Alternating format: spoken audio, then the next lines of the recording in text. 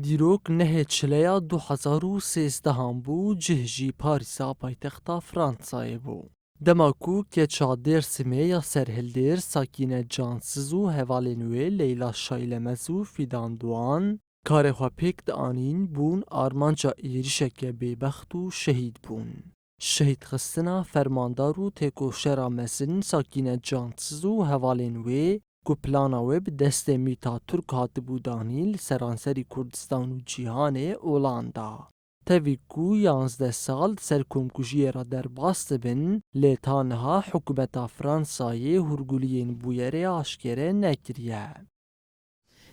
هدف گرتنا یا جی شهادتا وان حوالا گو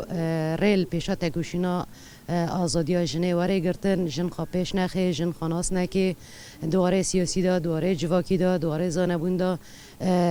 ریل پیشه واره گرتن و مترسی که تخی دل کسایتا جن آگو دخوازه جن در درکوه جماله درکوه خواک کسی که پیشنگ جبو گل کی ببینه روشن سیاسی یعنی یا تکوشینا سیاسی بده پیش فاشیزم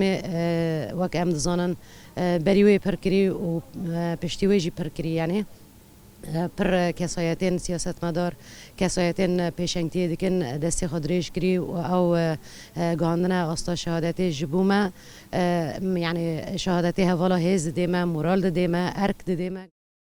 لهمبری به هلوستیا حکومت فرانسای سازی و تفجیرین کردان ین دیاسپورای خباتین خویم پیک آنین عدالت ددومینن. وبكذا سه هوال شهيد كتنا هوال سكينة وهوال ليلى وهوال فيدان حيانكها جن برخدانية دكي وبريا فكر وفلسفة ريبار أبو حتى نكنا برخدانية دكي وبخا تنظيم دكي دملي كاردا دمالي مالبات دا وتشجعتي خاصة حتى نكنا كاري خبر دوام دكي ام جي برخدانية بكن حياكو ام دقينن ارمان جا كو واد خاص هزا و تشته گود خواستن به پیک بینن و ام جی سر شو پوابن حیا گو ام جی دگینن هدف ارمان جوا و ام دبیجن به دجمر ام دبیدی بس تشبکه تنکانه متنه بکه ایرادا جن هر تم ای خورد به عکس و ام هز و مورال ام شیده خود گرن